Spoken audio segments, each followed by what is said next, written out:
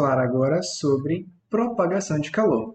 Porém, já que a gente vai falar sobre propagação de calor, a gente precisa saber primeiramente o que é calor. O que é calor, professor?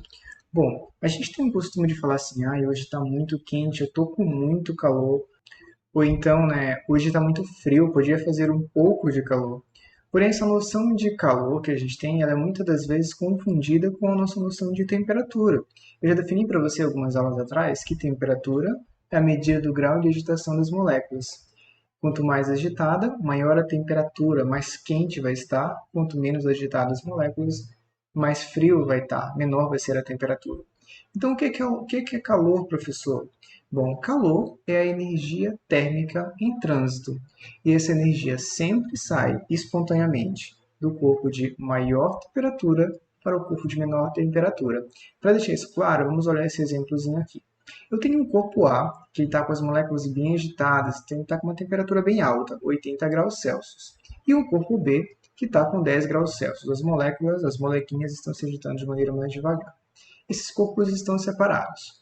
Porém, no momento em que encostar um corpo no outro, assim como você encosta sua mão na frigideira, sei lá, ou quando você está com febre, a sua mãe coloca lá o termômetro debaixo do seu braço e espera um tempo para que ela possa medir a temperatura no termômetro, quando eu encosto esses dois corpos, o calor, que é energia, a energia vai sair daquele corpo que tem maior temperatura e vai ser transmitida para o corpo que tem menor temperatura.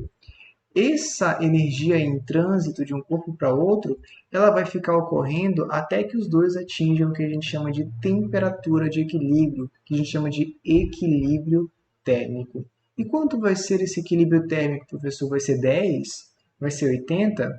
Não, vai ser um valor intermediário entre um e o outro, porque este cara vai perder, energia e este cara vai ganhar. E aí a gente vai aprender a calcular quanto seria isso mais na frente.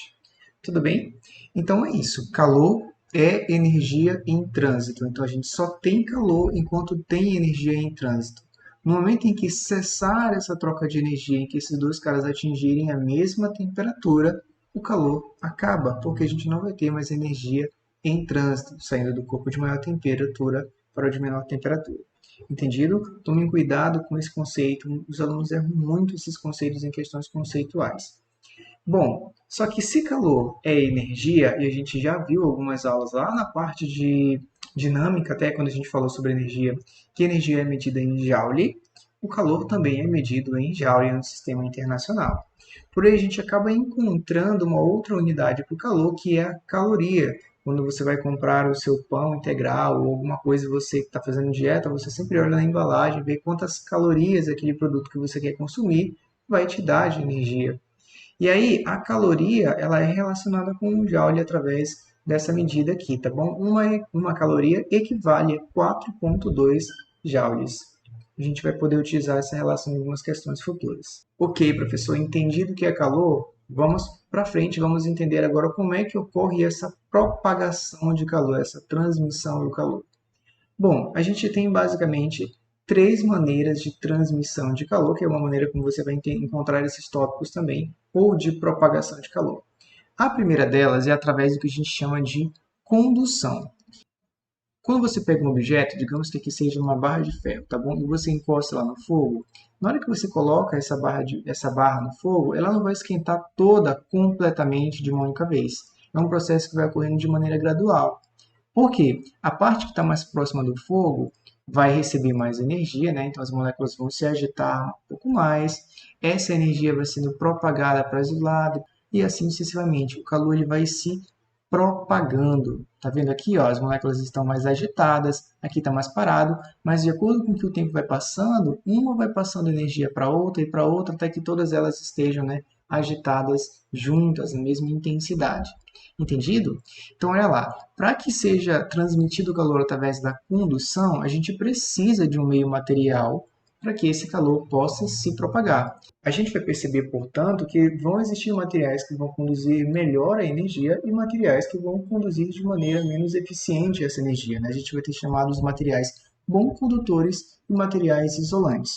Um exemplo de um material bom condutor é o ferro, que esquenta muito rápido.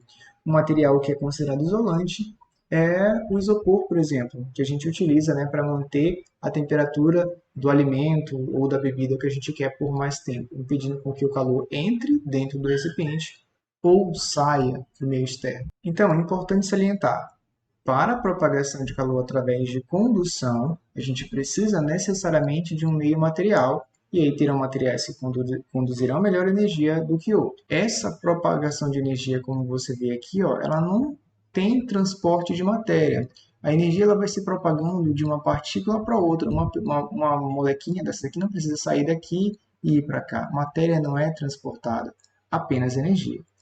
O segundo processo de propagação de calor que a gente vai estudar é o que a gente chama de convecção térmica. A convecção térmica ela também precisa de um meio material para se propagar. Só que nesse caso aqui, há transporte de matéria. Como é que funciona a convecção térmica? Bom, vou usar esse exemplo dessa imagenzinha aqui, que ela vai nos ajudar bastante. Bom, você sabe que quando você coloca a mão sobre o fogo, por mais que você não encoste na chama, você sente o calor, essa energia que vem daqui do fogo. Porque o que que acontece? Esse fogo ele vai acabar esquentando a camada de ar que está mais próximo dele. Quando ele esquenta essa camada de ar, ou seja, as moléculas recebem mais energias, funciona mais ou menos como está aqui, ó. Elas vão se agitar mais, vão se espalhar mais até. E quando elas se espalham mais no espaço, elas acabam, né, tendo uma densidade menor, diminuindo a sua densidade.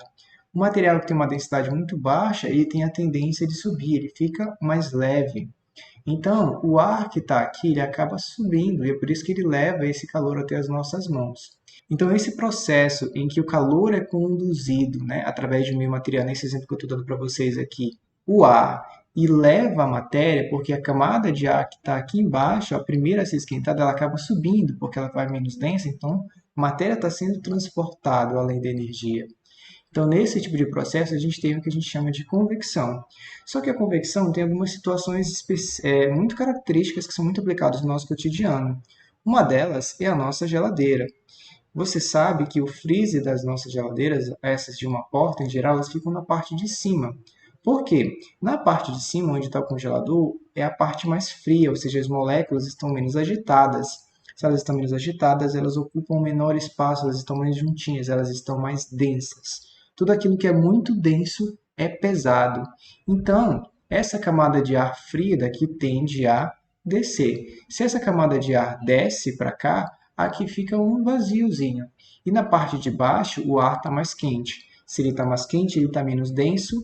O ar mais frio desce, o ar mais quente sobe. E aí, é por isso que a gente precisa que na nossa geladeira as grades não sejam todas tampadas, né? Por isso que elas são vazadas, com vários furos, para que esse ar consiga circular. Essa mesma explicação, esse mesmo procedimento ocorre no nosso ar-condicionado. O ar-condicionado, a maneira ideal de colocar ele é na parte superior do quarto, porque ele vai resfriar a camada de cima do ar, esse ar vai descer, consequentemente ele vai pegar a camada de baixo que está mais quente, essa camada sobe, e quando essa camada de ar sobe, ela é resfriada na parte de cima de novo, e isso vai renovando, né, o ambiente que a gente está tendo. Então, um exemplo de convecção é o nosso ar-condicionado, a geladeira, que eu acabei de explicar para você aqui também. E um outro fenômeno importante são as brisas marítimas, que eu sugiro que você dê uma atençãozinha especial, dando uma pesquisada mais aprofundada depois para entender os procedimentos. Tudo bem? Um terceiro processo de transmissão de calor, de propagação de calor, que a gente vai estudar é a radiação térmica. Na radiação térmica, a gente não precisa de um meio material para o calor, para a energia se propagar. Porque na radiação térmica, quem transmite a energia são ondas eletromagnéticas, a luz, o infravermelho, o micro-ondas e assim sucessivamente.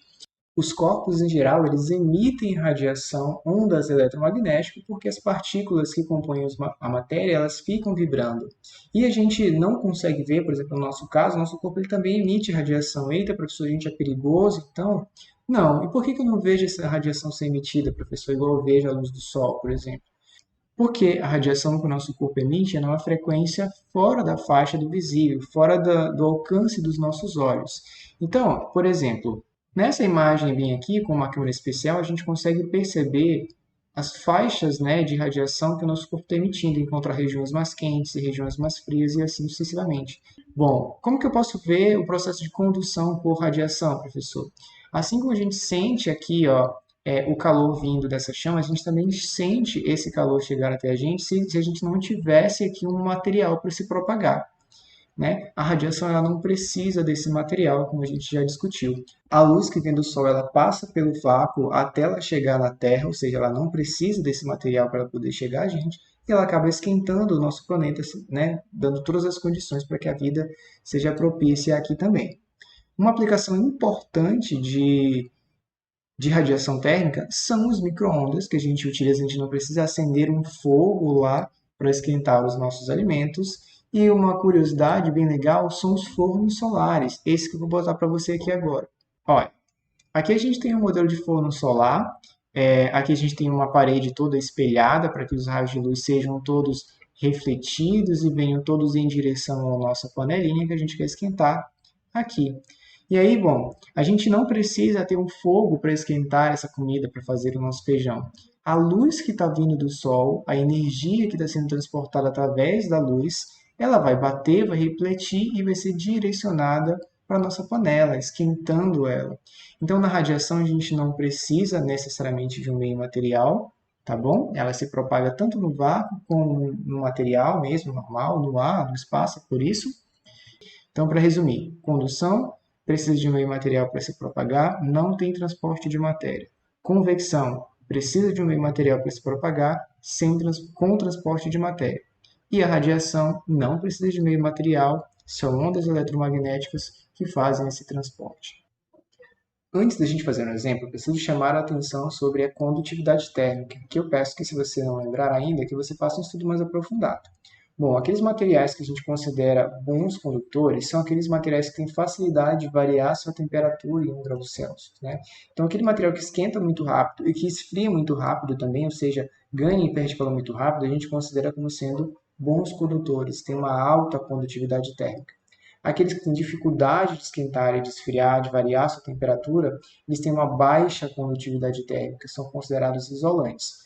Essa noção de condutividade térmica é importante para a prova do Enem. Já caíram questões, por exemplo, se você pegar numa maçaneta que é de ferro e pegar numa madeira, os dois estão à mesma temperatura, só que você vai ter a sensação de que a maçaneta ela está mais fria que a madeira. Por que, já que eles estão à mesma temperatura?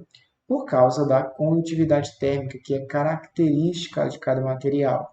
Se o material é um bom condutor, ele ganha e perde energia com muita facilidade. A mesma coisa ocorre, por exemplo, se você está com um pé num tapete e um pé em cima da lajota. Por mais que o ambiente, os dois estejam na mesma temperatura, a sensação que você vai ter é que a lajota vai estar mais fria por causa da alta condutividade térmica do material.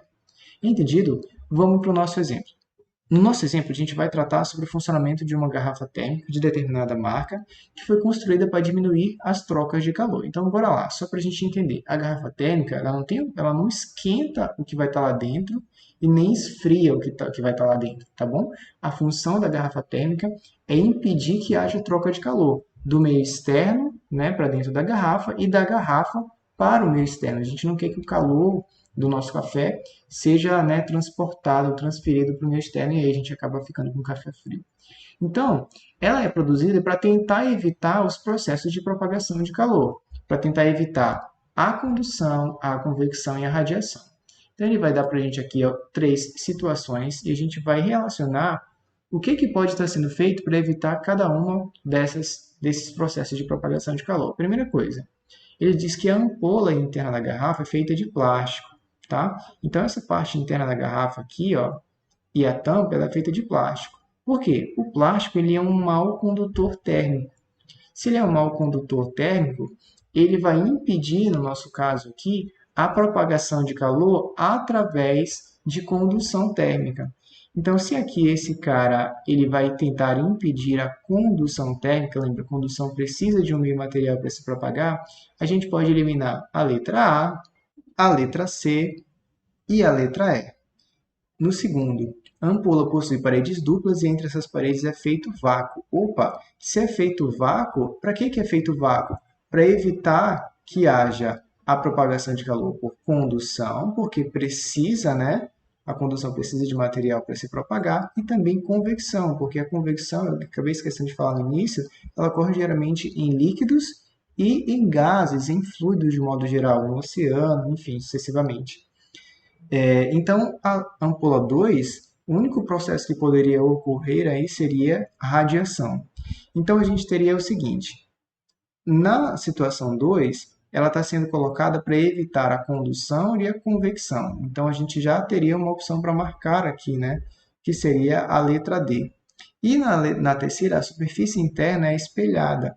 Opa, essa superfície interna, essa bem aqui, ó, ela é espelhada. Por quê? Porque quando o calor tentar sair daqui por radiação, essa onda eletromagnética ela vai acabar batendo no espelho e vai ser refletida para voltar de novo para a garrafa e manter essa energia aqui dentro.